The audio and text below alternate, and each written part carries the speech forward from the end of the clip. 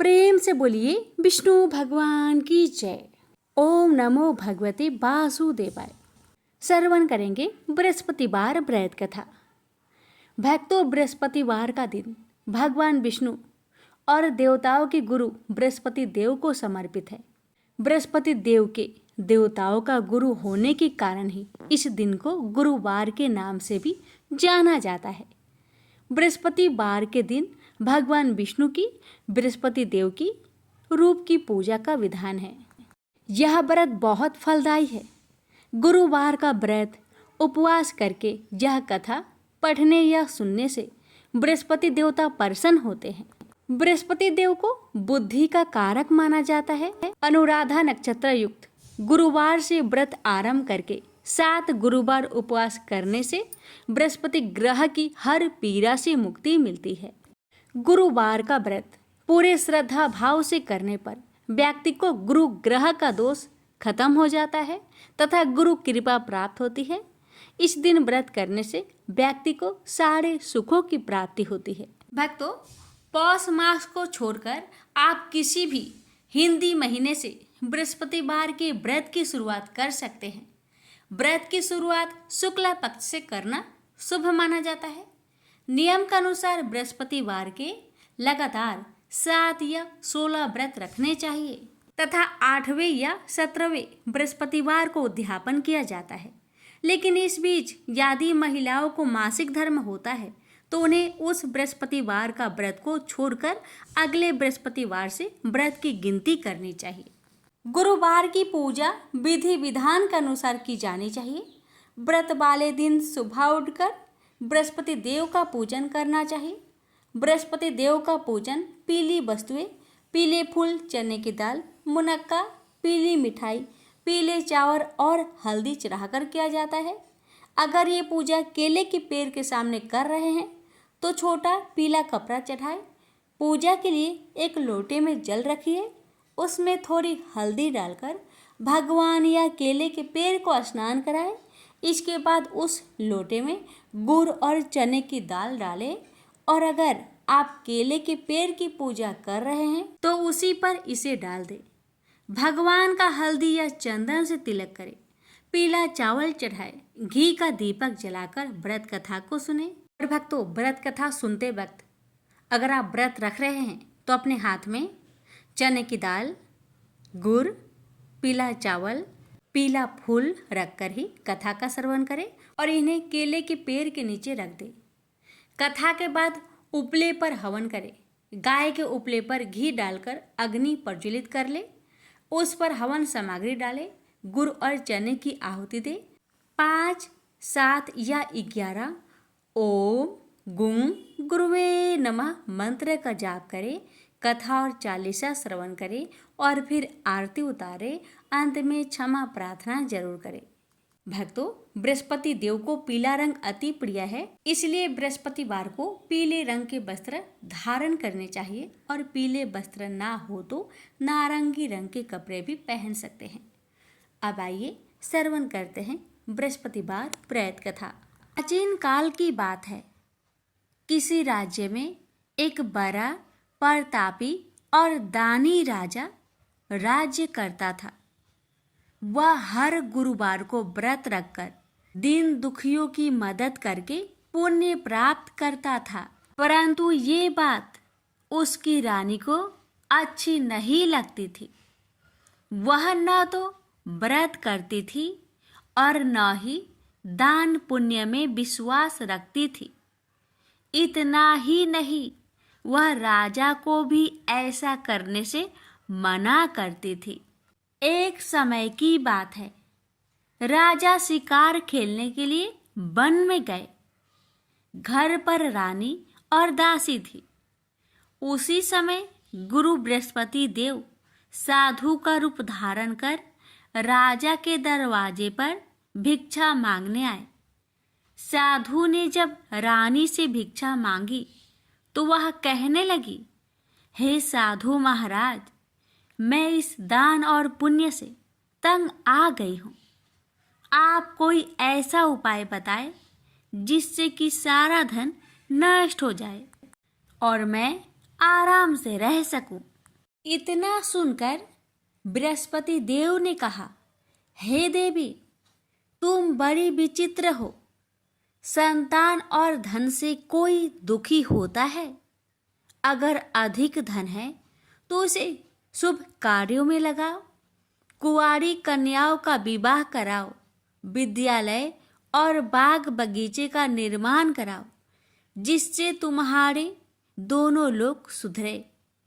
परंतु साधु की इन बातों से रानी को खुशी नहीं हुई। उसने कहा कि मुझे ऐसे धन की आवश्यकता नहीं है जिसे मैं दान दूं और जिसे संभालने में मेरा सारा समय नष्ट हो जाए।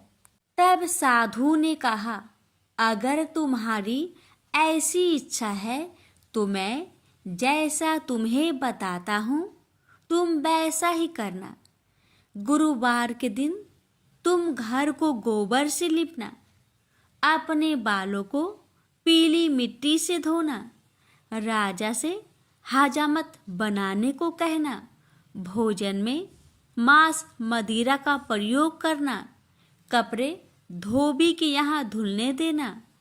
इस प्रकार 7 बृहस्पतिवार करने से तुम्हारा समस्त धन नष्ट हो जाएगा। इतना कहकर साधु के रूप में बृहस्पति देव अंतर्ध्यान हो गए।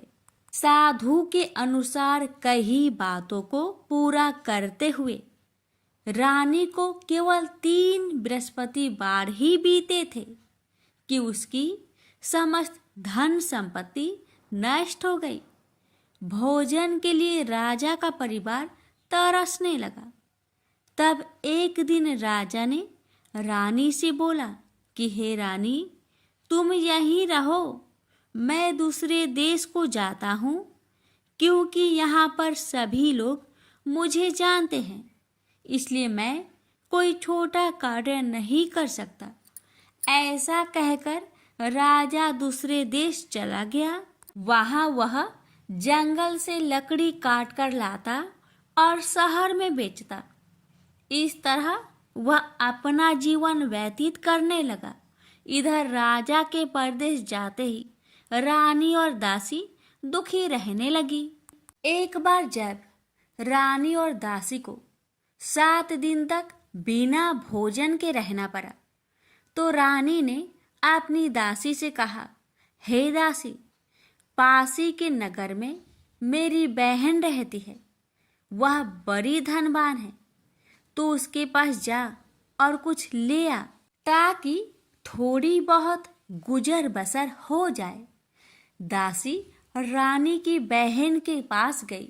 उस दिन गुरुवार था और रानी की बहन उस समय बृहस्पतिवार व्रत की कथा सुन रही थी। दासी ने रानी की बहन को अपनी रानी का संदेश दिया, लेकिन रानी की बड़ी बहन ने कोई उत्तर नहीं दिया। जब दासी को रानी की बहन से कोई उत्तर नहीं मिला तो वह बहुत दुखी हुई और उसे क्रोध भी आया। दासी ने वापस आकर रानी को सारी बात बता दी। ये सुनकर रानी ने अपने भाग्य को कोसा। उधर रानी की बहन ने सोचा कि मेरी बहन की दासी आई थी, परंतु मैं उससे नहीं बोली, इससे वह बहुत दुखी हुई होगी। कथा सुनकर और पूजा समाप्त करके वह अपनी बहन के घर आई और कहने लगी, हे बहन, मैं बृहस्पतिवार का व्रत कर रही थी, तुम्हारी दासी मेरे घर आई थी, परंतु जब तक कथा होती है तब तक ना तो उठते हैं और ना ही बोलते हैं, इसलिए मैं नहीं बोली। बताओ दासी, क्यों आई थी? रानी बोली, बहन, तुमसे क्या छिपाऊं? हमारे घर में खाने तक को अनाज नहीं था। ऐसा कहते कहते रानी की आंखें भर आई। उसने दासी समेत पिछले 7 दिनों से भूखे रहने तक की बात अपनी बहन को विस्तार पूर्वक सुना दी। रानी की बहन बोली, देखो बहन, भगवान बृहस्पति देव सबकी मनोकामना को पूर्ण करते हैं। देखो, शायद तुम्हारे घर में अनाज रखा हो।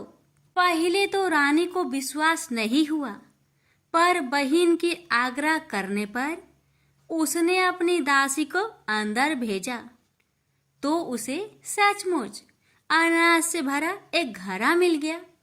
यह देखकर दासी को बड़ी हैरानी हुई। दासी रानी से कहने लगी, हे रानी, जब हमको भोजन नहीं मिलता तो हम व्रत ही तो करते हैं, इसलिए क्यों न इनसे व्रत और कथा की विधि पूछ ली जाए ताकि हम भी व्रत कर सके। तब रानी ने अपनी बहन से बृहस्पतिवार व्रत के बारे में पूछा। उसकी बहन ने बताया, बृहस्पतिवार के व्रत में चने की दाल और मुनक्का से विष्णु भगवान का केले के जड़ में पूजन करे तथा दीपक जलाए, व्रत कथा सुने और पीला भोजन ही करे। इससे बृहस्पति देव प्रसन्न होते हैं। व्रत और पूजन विधि बताकर रानी की बहन अपने घर लौट आई। 7 दिन के बाद जब गुरुवार आया तो रानी और दासी ने व्रत रखा। घुड़सार में जाकर चना और गुड़ लेकर आई। फिर उससे केले की जड़ तथा विष्णु भगवान का पूजन किया। अब पीला भोजन कहाँ से आए?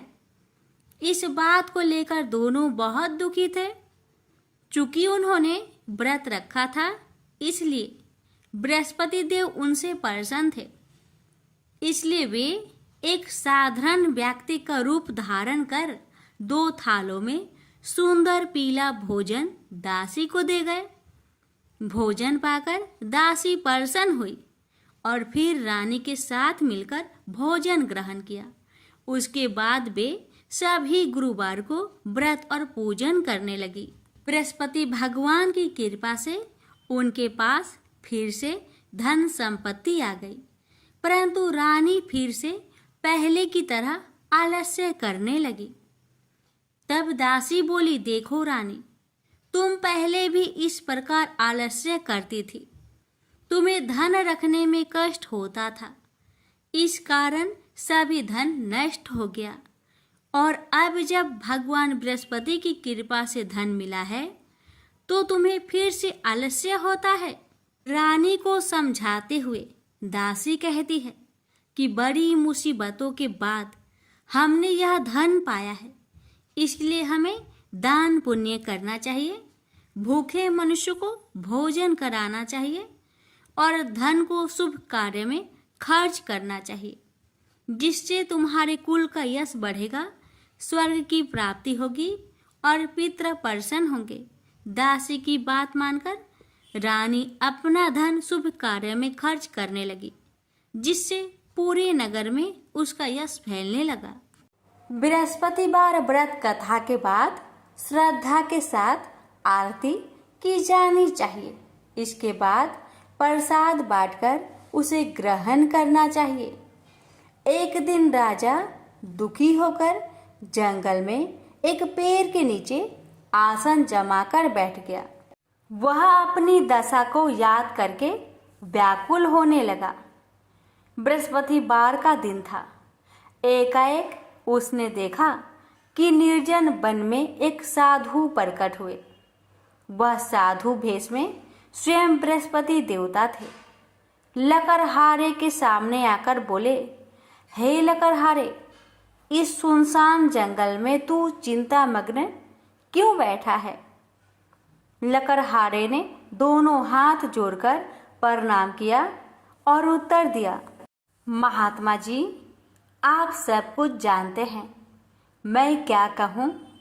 यह कहकर रोने लगा और साधु को अपनी आत्मकथा सुनाई।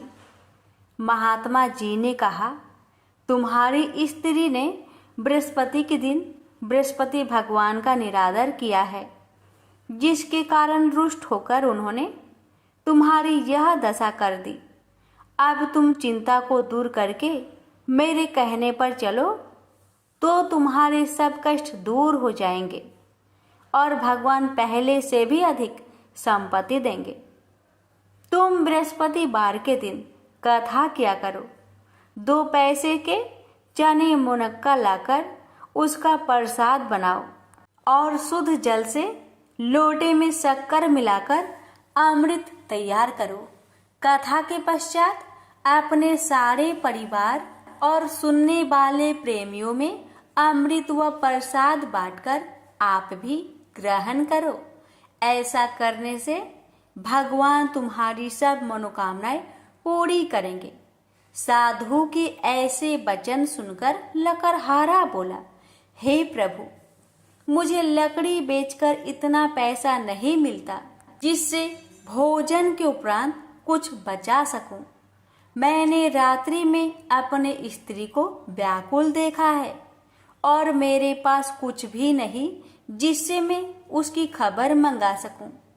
साधु ने कहा, हे लकड़हारे, तुम किसी बात की चिंता मत करो। बृहस्पति के दिन तुम रोजाना की तरह लकड़ियां लेकर शहर को जाओ।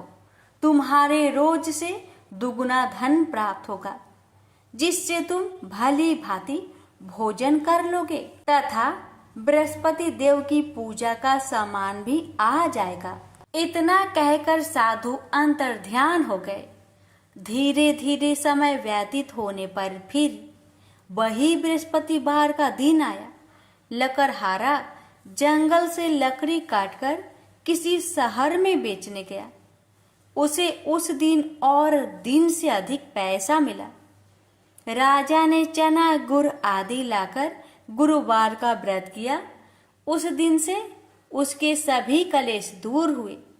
परंतु जब दोबारा गुरुवार का दिन आया तो बृहस्पतिवार का व्रत करना भूल गया। इस कारण बृहस्पति भगवान नाराज हो गए। उस दिन उस नगर के राजा ने विशाल यज्ञ का आयोजन किया तथा शहर में यह घोषणा करा दी कि कोई भी मनुष्य अपने घर में भोजन न बनावे, न आग जलावे। समस्त जनता मेरे यहाँ भोजन करने आवे। इस आज्ञा को जो न मानेगा उसे फांसी की सजा दी जाएगी। इस तरह की घोषणा संपूर्ण नगर में करवा दी गई। राजा की आज्ञा अनुसार शहर के सभी लोग भोजन करने गए, लेकिन लकड़हारा कुछ देर से पहुंचा, इसलिए राजा उसको अपने साथ घर लिवा ले गए और ले जाकर भोजन करा रहे थे तो रानी की दृष्टि उस खूंटी पर पड़ी जिस पर उसका हार लटका हुआ था। वह वहां पर दिखाई नहीं दिया। रानी ने निश्चय किया कि मेरा हार इस मनुष्य ने चुरा लिया है। उसी समय सिपाहियों को बुलवाकर उसको कारागार में डलवा दिया। जब लकड़हारा कारागार में पड़ गया और बहुत दुखी होकर विचार करने लगा कि ना जाने कौन से पूर्व जन्म के कर्म से मुझे यह दुख प्राप्त हुआ है, और उसी साधु को याद करने लगा जो कि जंगल में मिला था। उसी समय तत्काल बृहस्पति देव साधु के रूप में प्रकट हुए और उसकी दशा को देखकर कहने लगे, अरे मूर्ख, तूने बृहस्पति देव की कथा नहीं करी, इस कारण तुझे दुख प्राप्त हुआ है। अब चिंता मत कर। बृहस्पतिवार के दिन कारागार के दरवाजे पर 4 पैसे पड़े मिलेंगे। उनसे तू बृहस्पति देव की पूजा करना, तेरे सभी कष्ट दूर हो जाएंगे। बृहस्पति के दिन उसे 4 पैसे मिले। लकड़हारे ने कथा कही। उसे रात्रि को बृहस्पति देव ने उस नगर के राजा को सपने में कहा, हे राजा, तुमने जिस आदमी को कारागार में बंद किया है वह निर्दोष है, वह राजा है, उसे छोड़ देना। रानी का हार उसी खूंटी पर लटका है। अगर तू ऐसा नहीं करेगा तो मैं तेरे राज्य को नष्ट कर दूंगा। इस तरह रात्रि के सपनों को देखकर राजा प्रातः काल उठा और खूंटी पर हार देखकर लकड़हारे को बुलाकर क्षमा मांगी तथा लकड़हारे को योग्य सुंदर वस्त्र आभूषण देकर विदा कर दिया। बृहस्पति देव की आज्ञा अनुसार लकड़हारा अपने नगर को चल दिया। राजा जब अपने नगर के निकट पहुंचा तो उसे बड़ा आश्चर्य हुआ। नगर में पहले से अधिक बाग, तालाब, कुएं तथा बहुत सी धर्मशाला, मंदिर आदि बन गई है। राजा ने पूछा, यह किसका बाग और धर्मशाला है? तब नगर के सब लोग कहने लगे, यह सब रानी और बांदी की है। तो राजा को आश्चर्य हुआ और गुस्सा भी आया। जब रानी ने यह खबर सुनी कि राजा आ रहे हैं तो उन्होंने बांदी से कहा कि हे दासी, देख, राजा हमको कितनी बुरी हालत में छोड़ गए थे। हमारी ऐसी हालत देखकर वह लौट न जाए, इसलिए तू दरवाजे पर खड़ी हो जा। आज्ञा अनुसार दासी दरवाजे पर खड़ी हो गई। राजा आए तो उन्हें अपने साथ लिवा लाई। तब राजा ने क्रोध करके अपनी रानी से पूछा कि यह धन तुम्हें कैसे प्राप्त हुआ? तब उन्होंने कहा, हमें यह सब धन बृहस्पति देव के इस व्रत के प्रभाव से प्राप्त हुआ है। राजा ने निश्चय किया कि 7 रोज बाद तो सभी बृहस्पति देव का पूजन करते हैं, परंतु मैं प्रतिदिन दिन में 3 बार कहानी तथा रोज व्रत किया करूंगा। अब हर समय राजा ने दुपट्टे में चने की दाल बांधी रहती तथा दिन में 3 बार कहानी कहता। एक रोज राजा ने विचार किया कि चलो अपनी बहन के यहाँ हो आवे। इस तरह निश्चय कर राजा घोड़े पर सवार हो अपनी बहन के यहाँ को चलने लगा। मार्ग में उसने देखा कि कुछ आदमी एक मुर्दे को लिए जा रहे हैं। उन्हें रोककर राजा कहने लगा, अरे भाइयों, मेरी बृहस्पति देव की कथा सुन लो। वे बोले, लो, हमारा तो आदमी मर गया है, इसको अपनी कथा की परी है। परंतु कुछ आदमी बोले, अच्छा कहो, हम तुम्हारी कथा भी सुनेंगे। राजा ने दाल निकाली और जब कथा आधी हुई थी कि मुर्दा हिलने लग गया, और जब कथा समाप्त हो गई तो राम राम करके मनुष्य उठकर खड़ा हो गया। आगे मार्ग में उसे एक किसान खेत में हल चलाता मिला। राजा ने उसे देख और उससे बोले, अरे भैया, तुम मेरी बृहस्पतिवार की कथा सुन लो। किसान बोला, जब तक मैं तेरी कथा सुनूंगा तब तक 4 हरैया जोत लूंगा। जा अपनी कथा किसी और को सुनाना। इस तरह राजा आगे चलने लगा। राजा के हंसते ही बैल पछाड़ खाकर गिर गए तथा किसान के पेट में बड़ी जोर का दर्द होने लगा। उस समय उसकी माँ रोटी लेकर आई। उसने जब यह देखा तो अपने पुत्र से सब हाल पूछा और बेटे ने भी सभी हाल कह दिया। तो बुढ़िया दौड़ी दौड़ी उस घोड़ सवार के पास गई और उससे बोली कि मैं तेरी कथा सुनूंगी, तू अपनी कथा मेरे खेत पर चलकर ही कहना। राजा ने बुढ़िया के खेत पर जाकर कथा कही। इसके सुनते ही वह बैल उठ खड़ा हुई तथा किसान के पेट का दर्द भी बंद हो गया। राजा अपनी बहन के घर पहुंचा। बहन ने भाई की खूब मेहमानी की। दूसरे रोज प्रातःकाल राजा जागा तो वह देखने लगा कि सब लोग भोजन कर रहे हैं। राजा ने अपनी बहन से कहा, ऐसा कोई मनुष्य है जिसने भोजन नहीं किया हो? मेरी बृहस्पतिवार की कथा सुन ले। बहन बोली, हे भैया, यह देश ऐसा ही है कि पहले यहाँ लोग भोजन करते हैं, बाद में अन्य काम करते हैं। अगर कोई पड़ोस में हो तो देख आऊं। वह ऐसा कहकर देखने चली गई, परंतु उसे कोई ऐसा व्यक्ति नहीं मिला जिसने भोजन न किया हो। अतः वह एक कुम्हार के घर गई जिसका लड़का बीमार था। उसे मालूम हुआ कि उनके यहाँ 3 रोज से किसी ने भोजन नहीं किया है। रानी ने अपने भाई की कथा सुनने के लिए कुम्हार से कहा वह तैयार हो गया। राजा ने जाकर बृहस्पतिवार की कथा कही, जिसको सुनकर उसका लड़का ठीक हो गया। अब तो राजा की प्रशंसा होने लगी। एक रोज राजा ने अपनी बहन से कहा कि हे बहन, हम अपने घर को जाएंगे, तुम भी तैयार हो जाओ। राजा की बहन ने अपनी सास से कहा। सास ने कहा हाँ चली जा, परंतु अपने लड़कों को मत ले जाना, क्योंकि तेरे भाई के कोई औलाद नहीं है। बहन ने अपने भैया से कहा हे भैया, मैं तो चलूंगी पर कोई बालक नहीं जाएगा। राजा बोला जब कोई बालक नहीं चलेगा तब तुम ही क्या करोगी। बड़े दुखी मन से राजा अपने नगर को लौट आया।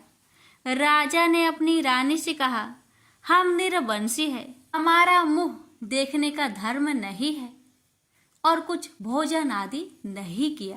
रानी बोली हे प्रभु, बृहस्पति देव ने हमें सब कुछ दिया है, वह हमें औलाद अवश्य देंगे। उसी रात को बृहस्पति देव ने राजा से सपने में कहा हे राजा उठ, सभी सोच त्याग दे, तेरी रानी गर्भ से है। राजा को यह बात सुनकर बड़ी खुशी हुई। 9वें महीने में उसके गर्भ से एक सुंदर पुत्र पैदा हुआ। तब राजा बोला हे रानी, स्त्री बिना भोजन के रह सकती है, पर बिना कहे नहीं रह सकती। जब मेरी बहन आवे तुम उससे कुछ मत कहना। रानी ने सुनकर हाँ कर दिया। जब राजा की बहन ने यह शुभ समाचार सुना तो वह बहुत खुश हुई तथा बधाई लेकर अपने भाई के यहाँ आई।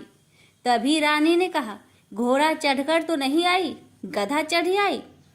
राजा की बहन बोली भाभी, मैं इस प्रकार न कहती तो तुम्हें औलाद कैसे मिलती। बृहस्पति देव ऐसे ही हैं, ऐसी जिसके मन में कामनाएं हैं सभी को पूर्ण करते हैं। जो सदा भावना पूर्वक बृहस्पतिवार का व्रत करता है एवं कथा पढ़ता अथवा सुनता है, दूसरों को सुनाता है, बृहस्पति देव उसकी सभी मनोकामना पूर्ण करते हैं। तो प्रेम से बोलिए बृहस्पति भगवान की जय हो। प्राचीन काल में एक ब्राह्मण रहता था। वह बहुत निर्धन था, उसके कोई संतान नहीं थी। उसकी स्त्री बहुत मलिनता के साथ रहती थी, वह स्नान न करती। इससे ब्राह्मण देवता बड़े दुखी थे। बेचारे बहुत कुछ कहते थे, किंतु उसका कुछ परिणाम न निकला। भगवान की कृपा से ब्राह्मण की स्त्री के कन्या रूपी रत्न पैदा हुआ। कन्या बड़ी होने पर प्रता स्नान करके विष्णु भगवान का जाप हुआ, बृहस्पतिवार का व्रत करने लगी। अपने पूजन पाठ को समाप्त करके विद्यालय जाती तो अपनी मुट्ठी में जौ भर के ले जाती और पाठशाला के मार्ग में डालती जाती। जब ये जौ स्वर्ण के हो जाते, लौटते समय उनको बीनकर अपने घर ले आती थी। एक दिन वह बालिका सूप में उस सोने की जौ को फटक कर साफ कर रही थी कि उसके माता ने देख लिया और कहा हे बेटी, सोने की जौ के लिए सोने का सूप होना चाहिए। दूसरे दिन बृहस्पतिवार था। इस कन्या ने व्रत रखा और बृहस्पति देव से प्रार्थना करके कहा मैंने आपकी पूजा सच्चे मन से की हो तो मेरे लिए सोने की सूप दे दो। बृहस्पति देव ने उसकी प्रार्थना स्वीकार कर लिए। रोजाना की तरह वह कन्या जौ फैलाती हुई जाने लगी। जब लौटकर जौ बीन रही थी तो बृहस्पति देव की कृपा से सोने का सूप मिला। उसे वह घर ले आई और उसमें जौ साफ करने लगी, परंतु उसकी माँ का वही ढंग रहा। एक दिन की बात है कि वह कन्या सोने के सूप में जौ साफ कर रही थी। उस समय उस शहर का राजपुत्र वहां से होकर निकला। इस कन्या के रूप और कार्य को देखकर मोहित हो गया तथा अपने घर आकर भोजन तथा जल त्याग कर उदास होकर लेट गया। राजा को इस बात का पता लगा तो अपने प्रधानमंत्री के साथ उसके पास गए और बोले, हे बेटा, तुम्हें किस बात का कष्ट है? किसी ने अपमान किया है अथवा और कोई कारण हो सो कहो, मैं वही कार्य करूंगा जिससे तुम्हें प्रसन्नता हो। अपने पिता की राजकुमार ने बातें सुनी तो वह बोला, मुझे आपकी कृपा से किसी बात का दुख नहीं है। किसी ने मेरा अपमान नहीं किया है, परंतु मैं उस लड़की से विवाह करना चाहता हूँ जो सोने की सूप में जौ साहब कर रही थी। यह सुनकर राजा आश्चर्य में पड़ गया और बोला, हे बेटा, इस तरह की कन्या का पता तुम ही लगाओ, मैं उसके साथ तेरा विवाह अवश्य ही करवा दूंगा। राजकुमार ने उस लड़की के घर का पता बतलाया। तब मंत्री उस लड़की के घर गए और ब्राह्मण देवता को सभी हाल बतलाया। ब्राह्मण देवता राजकुमार के साथ अपनी कन्या का विवाह करने के लिए तैयार हो गए तथा विधि विधान के अनुसार ब्राह्मण की कन्या का विवाह राजकुमार के साथ हो गया। कन्या के घर से जाते ही पहले की भांति उस ब्राह्मण देवता के घर में गरीबी का निवास हो गया। अब भोजन के लिए भी अन्न बड़ी मुश्किल से मिलता था। एक दिन दुखी होकर ब्राह्मण देवता अपनी पुत्री के पास गए। बेटी ने पिता की दुखी अवस्था को देखा और अपनी माँ का हाल पूछा। तब ब्राह्मण ने सभी हाल कहा। कन्या ने बहुत सा धन देकर अपने पिता को विदा कर दिया। इस तरह ब्राह्मण का कुछ समय सुखपूर्वक व्यतीत हुआ। कुछ दिन बाद फिर वही हाल हो गया। ब्राह्मण फिर अपनी कन्या के यहाँ गया और सारा हाल कहा तो लड़की बोली, हे पिताजी, आप माताजी को यहाँ लेवा लाओ, मैं उसे विधि बता दूंगी जिससे गरीबी दूर हो जाए। वह ब्राह्मण देवता अपनी स्त्री को साथ लेकर पहुंचे तो अपनी माँ को समझाने लगी, हे माँ, तुम प्रातःकाल प्रथम स्नान आदि करके विष्णु भगवान का पूजन करो तो सब दरिद्रता दूर हो जाएगी। परंतु उसकी माँ ने एक भी बात नहीं मानी और प्रातःकाल उठकर अपनी पुत्री की बच्चों की जूठन को खा लिया। इससे उसकी पुत्री को बहुत गुस्सा आया और एक रात को कोठरी से सभी सामान निकाल दिया और अपनी माँ को उसमें बंद कर दिया।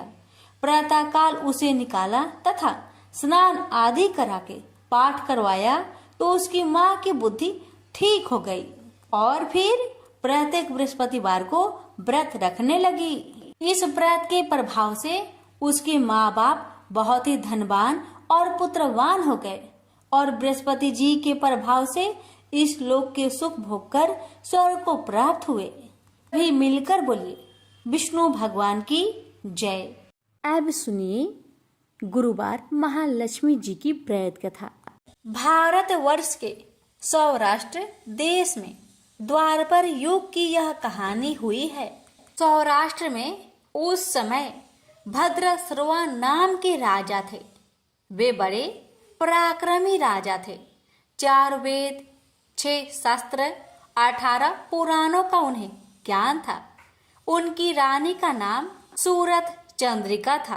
रानी देखने में सुंदर और सुलक्षणा थी तथा पतिव्रता थी।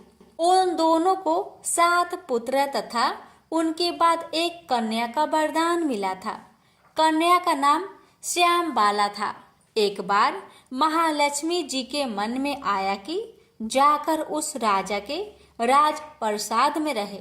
इससे राजा को दुगनी धन दौलत की प्राप्ति होगी और वह इस धन दौलत से अपनी प्रजा को और सुख दे पाएगा। गरीब के घर अगर रहे और उन्हें धन दौलत प्राप्त हो तो वह स्वार्थी की तरह केवल अपने ऊपर ही खर्च करेगा। यह सोचकर श्री महालक्ष्मी जी ने बूढ़ी ब्राह्मण स्त्री का रूप धारण किया। हाथ में लाठी लिए लाठी के सहारे रानी के द्वार तक पहुंची। यद्यपि उन्होंने बूढ़ी औरत का रूप धारण किया था, पर उनके चेहरे पर देवी का तेज था। उन्हें देखते ही एक दासी सामने आई। उसने इनका नाम, धाम, काम, धर्म पूछ डाला। वृद्ध ब्राह्मण का रूप धारित माता लक्ष्मी ने कहा, पालिके, मेरा नाम कमला है। मेरे पति का नाम भुवनेश है। हम द्वारिका में रहते हैं। तुम्हारी रानी पिछले जन्म में एक वैश्य की पत्नी थी। वह वैश्य गरीब था। दरिद्रता के कारण हर रोज घर में झगड़े होते थे तथा उसका पति रोज उसे मारता था। इन बातों से तंग आकर वह घर छोड़कर चली गई तथा वन जंगल में खाली पेट भटकने लगी। उसकी इस दुर्दशा पर मुझे दया आई। तब मैंने उसे सुख संपत्ति देने वाली श्री महालक्ष्मी जी की कथा सुनाई। मेरे कहने पर उसने श्री महालक्ष्मी जी का व्रत किया। श्री महालक्ष्मी जी प्रसन्न हुई। उसकी गरीबी दूर हुई। उसका घर संसार दौलत संतति संपत्ति से भर गया। बाद में पति पत्नी दोनों परलोक सिधारे। लक्ष्मी व्रत करने के कारण वे लक्ष्मी लोक में रहे। उन्होंने जितने साल महालक्ष्मी जी का व्रत किया उतने हजारों साल उन्हें सुख भोग मिला। इस जन्म में उनका जन्म राजघराने में हुआ है, परंतु वह श्री महालक्ष्मी जी का व्रत करना भूल गई है। उसे यह याद दिलाने मैं यहाँ आई हूँ। बुढ़िया की बातें सुनकर दासी ने उन्हें प्रणाम किया तथा श्री महालक्ष्मी जी का व्रत किस तरह किया जाए इस बारे में पूछा। बुढ़िया रूप धारण किए हुए श्री महालक्ष्मी माता ने दासी को पूजा की विधि तथा महिमा बताई। इसके बाद वह दासी माता को प्रणाम कर रानी को बताने अंदर चली गई। राज वैभव में रहते हुए रानी को अपने ऐश्वर्य का बहुत घमंड हुआ था। संपत्ति तथा अधिकार के वजह से वह उन्मत्त हो गई थी। दासी द्वारा बताई गई बुढ़िया की बातें सुनकर वह आग बबूला हो गई और राजद्वार पर आकर बुढ़िया रूपी श्री महालक्ष्मी पर बरस पड़ी। उसे यह मालूम नहीं था कि श्री महालक्ष्मी माता बुढ़िया का रूप धारण किए द्वार तक आई हैं, परंतु रानी का इस कदर रूख बर्ताव तथा अपना अनादर देखकर माता ने वहां ठहरना ठीक ना समझा। वे वहां से चल पड़ी। राह में उन्हें राजकुमारी श्यामबाला मिली। उन्होंने श्यामबाला को सारी बात बताई। श्यामबाला ने अपनी ओर से श्री महालक्ष्मी माता से क्षमा मांगी। माता को उस पर दया आई। उन्होंने श्यामबाला को श्री महालक्ष्मी व्रत के बारे में बताया। उस दिन अगहन यानी मार्गशीर्ष माह का पहला गुरुवार था। श्यामबाला ने परम श्रद्धा से श्री महालक्ष्मी जी का व्रत रखा। फल स्वरूप राजा सिद्धेश्वर के सुपुत्र मालाधर से उसका विवाह हुआ। वह धन दौलत ऐश्वर्य वैभव से माला माल हो गई। पति के साथ ससुराल में आनंद से दिन बिताने लगी। इधर श्री महालक्ष्मी का रानी पर प्रकोप हुआ। फलस्वरूप राजा भद्रसर्वा का राज्य एवं राज कारोबार नष्ट हो गया, यहाँ तक कि खाने की लाले पड़ गए।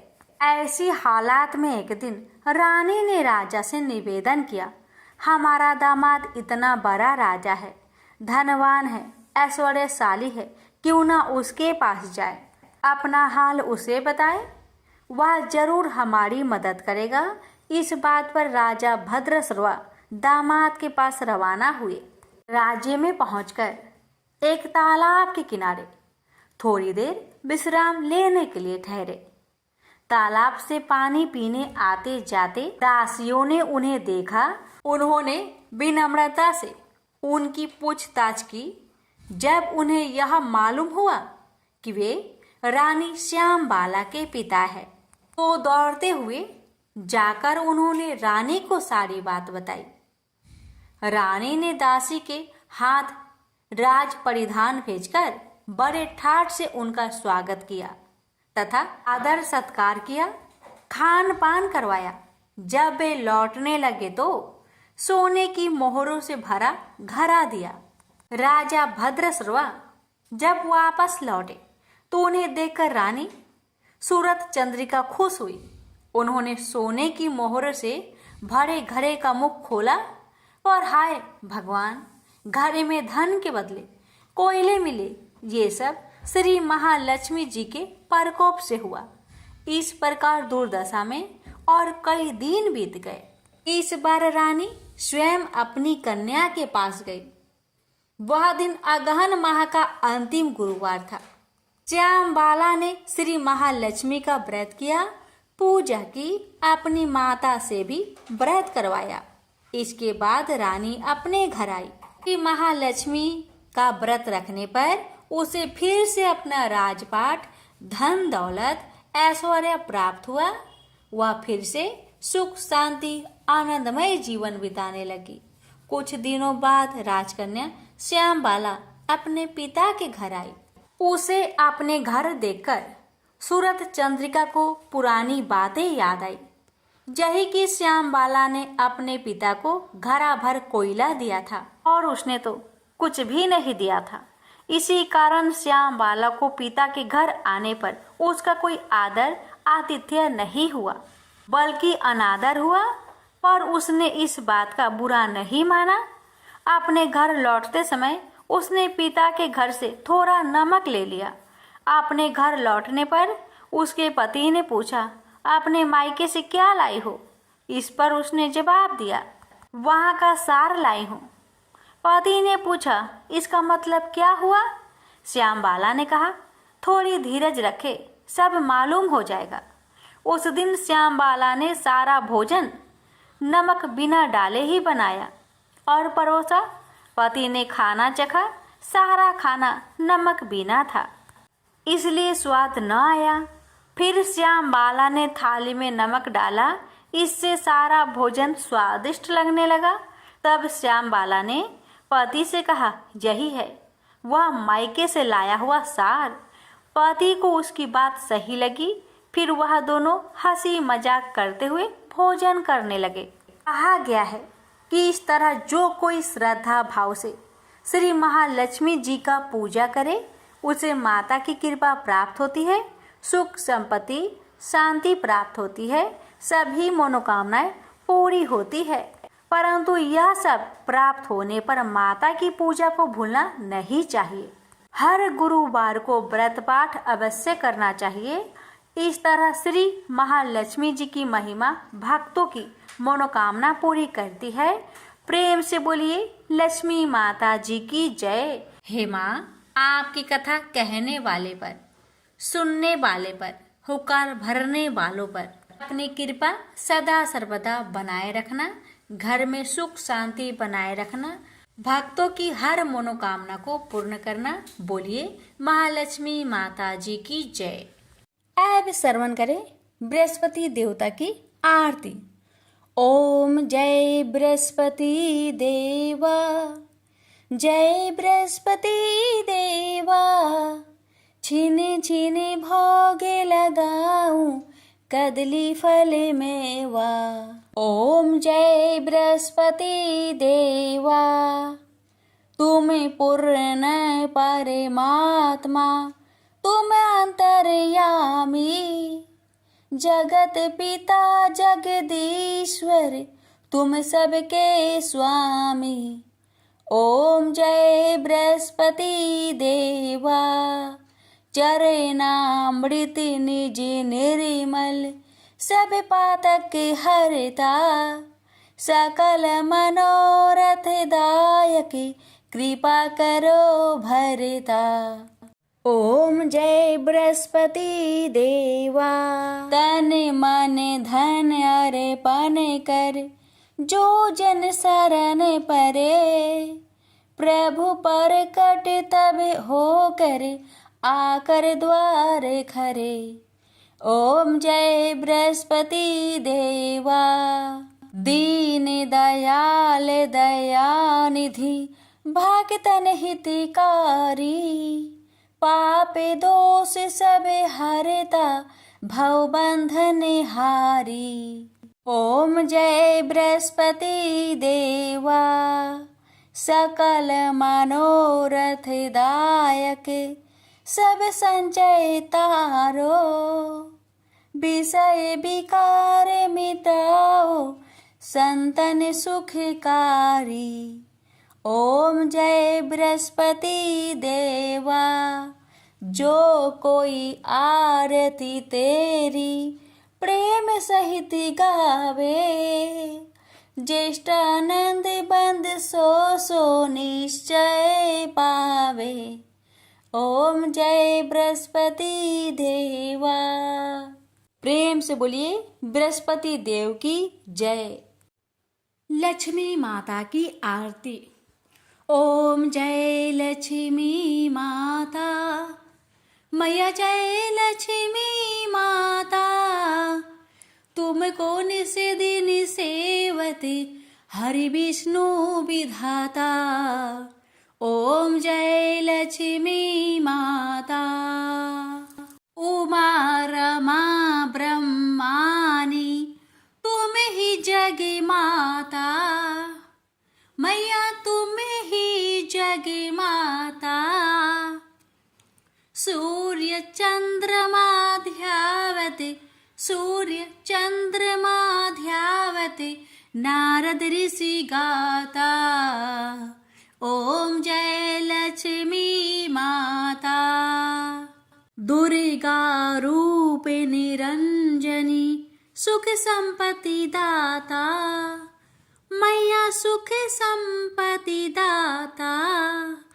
जो कोई तुमको ध्याता, रिद्धि सिद्धि धन पाता।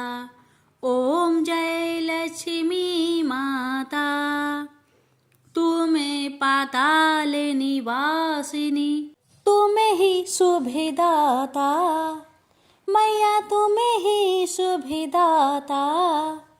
कर्म प्रभाव प्रकाशिनी, भवनिधि की त्राता।